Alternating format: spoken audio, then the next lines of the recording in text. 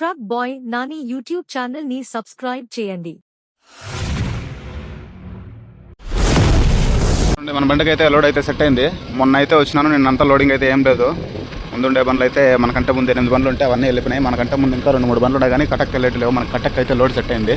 Spare పార్ట్లో అర్థం అయితే కడుక్కునేసి వినాయక రోడ్ లైన్స్ దగ్గర నుంచి అయితే బయలుదేరేస్తున్నాను లోడింగ్కి. हो गया राइट मार्क दिखा लो. हाँ राइट मार्क मतलब वो दिखाओ. 1 मिनट. చూడండి, బెంగళూరులోకి ఎంటర్ అయినామంటే ఆటోమేటిక్గా డే టైంలో అయితే ట్రాఫిక్ ఉంటుంది. నైట్ కూడా ఆల్మోస్ట్ 10-11 గంటల వరకు అయితే ట్రాఫిక్ ఉంటుంది. బెంగళూరులో లోడింగ్ అంటే మామూలుగా ట్రాఫిక్ ఇంకా జామ్ అన్నట్లే లెక్క. ఖచ్చితంగా లేట్ అవుతుంది. లోడింగ్ పాయింట్ వాళ్ళు కూడా ఒక్కోసారి త్వరగా రమ్మంటుంటారు. ఇప్పుడైతే మనకేం ప్రెజర్ ఏం లేదు. లొకేషన్ అయితే ఇచ్చినారు ఇక్కడ దగ్గరలోనే.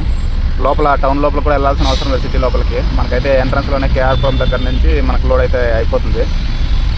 మనకు ఒక బెస్ట్ ఆప్షన్ ఇది. మనకి ఈ లోడ్ రావడం అనేది ఆప్షన్ కాదు, ఆపర్చునిటీ. మనకైతే లోడింగ్ అయితే స్టార్ట్ చేసినారు. విఎస్టీ ట్రాక్టర్స్ అండ్ టిల్లర్స్ సంబంధించినది ఇక్కడైతే వేస్తున్నారు. తర్వాత అక్కడ ఇంకో గోడౌన్ ఉంది, అక్కడైతే వేస్తారు. ఇక్కడ కొన్ని వేసిన తర్వాత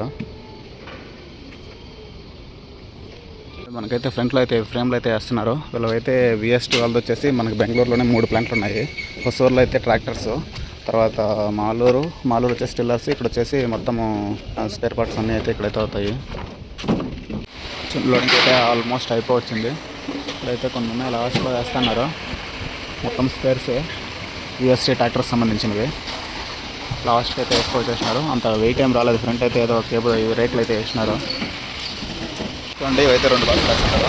3 బాక్సులు పబ్జీ గేమ్లో ఎవరైనా షూట్ చేసి వచ్చినారంటే ఇట్లా బాక్సులు వస్తాయి అనమాట. అట్లాంటి బాక్సులు అయితే మనకు 3 వేస్తున్నారు.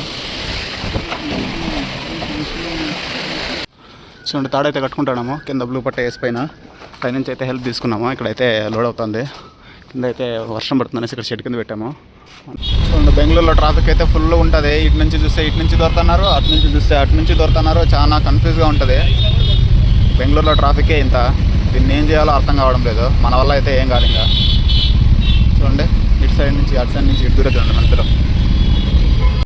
చూడండి, ఈ బండోడు అయితే అటు ఇటు పోతున్నాడు. ఫోన్ అయినా చూస్తూ ఉండాలా, లేకుంటే నిద్ర అయినా పోతూ ఉండాలా, అట్లే అబ్జర్వ్ చేద్దాము. ఇప్పుడైతే నిద్ర మేలుకున్నాడు, లేదంటే ఫోన్ పక్కన పెట్టినట్టున్నాడు. డివైడర్ బైక్ బాయ్ పోతున్నాడు. వానికి అర్థం కావడం లేదు. ముందేమో వేసినట్టున్నాడు సైకో సాలగాడు. వెనకాలైనా పోవాలా, అంటే ఓవర్టేక్ చేసైనా పోవాలా. చూడు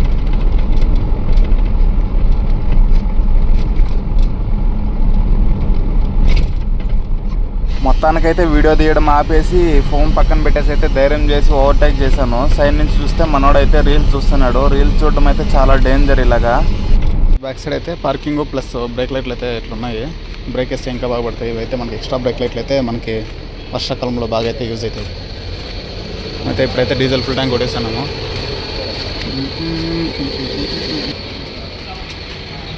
చూడండి, వెంకటరమణ ట్రావెల్స్ బస్సు కూడా అయితే ఇక్కడైతే మనకి బార్డర్లో అయితే డీజిల్ కొట్టేస్తున్నారు. ఇదైతే విజయవాడ కానీ వైజాగ్ కానీ ఉంటుంది.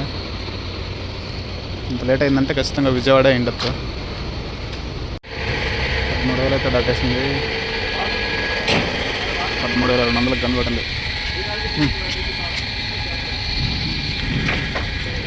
14,500 కార్డు. మనమైతే ఇప్పుడు చిత్తూరు దాటేసి అయితే వెళ్తున్నాము. లైట్గా నిద్ర వచ్చేలాగా ఉంది. దానికోసం అయితే ఇంకా నేను స్పీడ్ పెంచాను. మనతో పాటు ఇంకా విజయానంద్ ట్రావెల్స్ విఆర్ఎల్ బస్ అయితే వచ్చింది. వాళ్ళ మీద పోటాపోటీగా అలా జాయిగా వెళ్తున్నాను.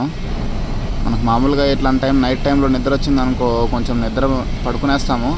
కానీ ఎక్కడైనా ఇంకొంచెం అలా వెళ్దాము అనుకునేటప్పుడు ఇలా పక్కన ఏదన్నా వెళ్ళే బండ్లు కానీ బస్సులు కానీ ఇలా పోటాపోటీ పెట్టుకుని వెళ్తే కొంచెం నిద్ర తగ్గిపోతుంది స్పీడ్ మీద. మనమైతే 2 గంటల సర్కిల్లో అయితే బండి అయితే ఆపేసినాము. టైర్లు అయితే ఒకసారి చెక్ చేసుకున్నాం. అయితే రాజా ఒకటి తగలకుండా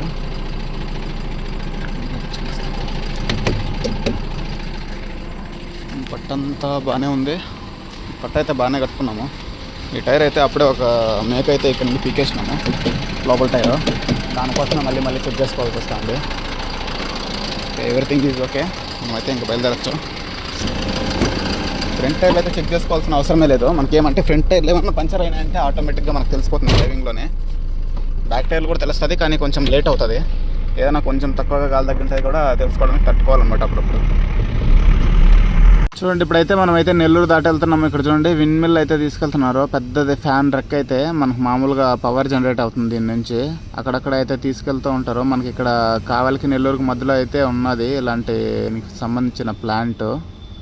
అక్కడ నుంచి అనుకుంటా అయితే టోల్ గేట్లు మొత్తం అప్డేట్ అవుతున్నాయి. కొంచెం సపరేట్గా కార్లు సపరేట్ లైన్లు, హెవీ వెహికల్స్ సపరేట్ లైన్లు ఇట్లా మార్చేసినారు. ఎందుకంటే ఇవి మన హెవీ వెహికల్స్ వెళ్ళే లైన్లో అయితే మనకి కాటాలు అయితే ఫిట్ చేసినారు, సెన్సార్లు కాటాలు. మొత్తం అయితే మనకి టన్నేజ్ అంతా ఏమైనాసి ఓవర్ టన్నేజ్లు అయితే పడుతున్నాయి. టోల్ గేట్లు అప్ అండ్ డౌన్ టోల్ గేట్లు, తర్వాత కొన్ని టోల్ గేట్లు అయితే ఓవర్ టన్నేజ్ అంటే డబుల్ టోల్ గేట్లు అయితే కట్ అవుతున్నాయంట. మనమైతే ఫస్ట్ టైం ఇప్పుడే రావడం, మారిన తర్వాత ఇట్లా చూద్దామంది ఏమవుతుంది అనేసి. అయితే కావాలి టోల్ గేట్లో ఉన్నాము. లారీ ఆగిపోయిందంటే ఖచ్చితంగా దానికి ఓవర్ టన్నేజ్ పడి ఉంటుంది. ఇంటర్సిటీ బస్ అయితే లారీకి దానికి వస్తున్నట్టుంది. బస్ అయితే ఇక్కడ ఎమర్జెన్సీ ఎగ్జిట్ నుంచి బ్యాక్ సైడ్ నుంచి జనాలు తిప్పేసినారు. నైట్ టైంలో అయితే జరుగుతూ ఉంటాయి అట్లా. ముందర అయితే చూడండి సీఎం కాన్వాయ్కి సంబంధించి ముందర అయితే వెహికల్స్ అయితే పోతున్నాయి. ఫార్చునర్లో చూడండి ముందర అయితే పోతున్నాయి కాన్వాయ్కి సంబంధించినవి. మొత్తం సేఫ్టీ అయితే ఉంటుంది అనమాట. వెనకాల సెన్సార్లు, కెమెరాలు మొత్తం అయితే ఉంటాయి వాటికి.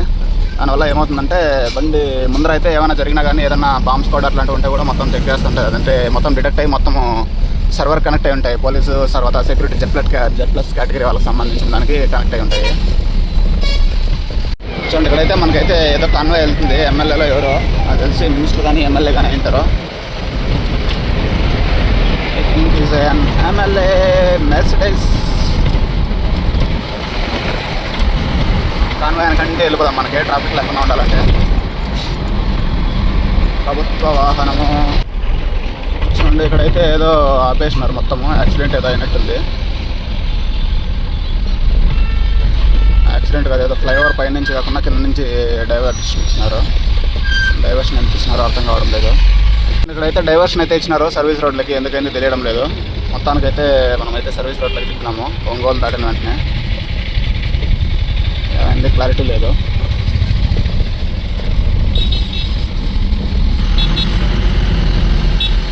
మొత్తం సర్వీస్ రోడ్లకి అయితే డైవర్షన్ ఇచ్చేసి ఏదంటే చేస్తారు. హైవేల పైన కూడా ప్రశాంతంగా టోల్ గేట్లు మాత్రం కట్టించుకుంటారు. ఎక్కడ పడితే అక్కడ డైవర్షన్ ఇచ్చేస్తారు. పైన ఏదైనా యాక్సిడెంట్ అయినా ఉండాలా, లేకుంటే ఏదైనా మీటింగ్ ఉండాలి ముందర.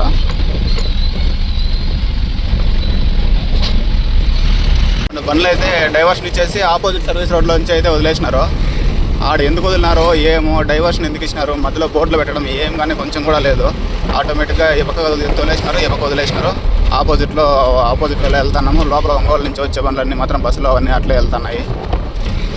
ఒక రీజను ఏమి అనేది కూడా చెప్పరు. డైవర్షన్ ఇచ్చేసి వదిలేస్తారు గాలికి. మళ్ళీ పడే వాళ్ళు పడచ్చు రోడ్ల మీద ఇబ్బందులు. ఇలా ఉంటుంది. డ్రైవర్లు గాలికి దొరుకుతున్నారు, గాలికి వచ్చేసినట్టు ట్రీట్ చేస్తారు. అది కూడా కార్లు అన్నీ వదులుతున్నారు కానీ లారీలని వాటిని మాత్రమే డైవర్షన్ ఇస్తున్నారు. బస్సులు వెళ్తున్నాయి, అన్ని టూ వీలర్లు అన్నీ వెళ్తున్నాయి డ్రైవర్ పైన. చూద్దాం ఇంకా దీనికి ఏమవుతుందో. ఇక్కడ మనకు ముందర అయితే డైవర్షన్ మళ్ళీ ఇచ్చేసినారు. హైవేల మీద ఇట్లా డైవర్షన్లు ఇచ్చి అసలు కొంచెం రెస్పాన్సిబిలిటీ తీసుకొని ఏదైనా డైవర్షన్ ఇచ్చినప్పుడు ఎక్కడ ఎటల్లా ఏమనేది క్లారిటీ ఇచ్చేటట్టు ఉండాలా. ఏదో డైవర్షన్లు ఇచ్చేసి వాళ్ళంతటా వాళ్ళ పనులు వాళ్ళు చూసుకుంటూ ఉంటారు. డ్రైవర్లు అయితే ఇబ్బంది పడతారు ఒక్కోసారి. కొంతమందికి అయితే తెలిసి ఉండదు. డైవర్షన్ చేసినారు, ఎటల్లా ఏమనేది కూడా క్లారిటీ ఉండదు. దీని గురించి అయితే ఫర్దర్గా యాక్షన్ తీసుకొని ఏదైనా డైవర్షన్ తీసుకున్నప్పుడు, డైవర్షన్ ఇచ్చినప్పుడు అలాంటప్పుడు మొత్తం అంతా ఒక రెస్పాన్సిబిలిటీ తీసుకొని దానికైతే ఎట్లా ఏం చేయాలా, ఎందుకోసం డైవర్షన్ ఇచ్చినారు అనేది ఒక సైనేజ్ బోర్డులు ఇవ్వడం కానీ, లేకుంటే ఎక్కడ మళ్ళీ జాయిన్ అవ్వాలి హైవేలకి అనేసి ఒక ఇండికేషన్ అయితే ఇస్తే బాగుంటుంది. బండి అయితే పాసింగ్ ఉంది కానీ వీళ్ళైతే కాటా పెట్టాలని చెప్పేసి వాళ్ళకి ఏదోటి ఫైల్ కానీ లేదంటే ఏదైనా ఇచ్చేసుకోమంటే మన ఫోన్ అయితే వాళ్ళ దగ్గర ఇచ్చేసి వచ్చినాము. కాటా పెట్టి ఇక్కడైతే ఓవర్ టనేజ్ అయితే లేదనేసి వాళ్ళు బిల్ ఇచ్చినారంటే కాటా పెట్టిన తర్వాత అయితే మళ్ళీ ఇస్తారనేసి అన్నారు. చూడండి మన దాంట్లో వచ్చేసి 1300 చూపిస్తుందంట. 12,600 అయితే మనది పాస్ అవుతుంది. చూద్దాం ఎంత వచ్చింది ఏమనేసి. కాటా పైన పెడితే తెలుస్తుంది.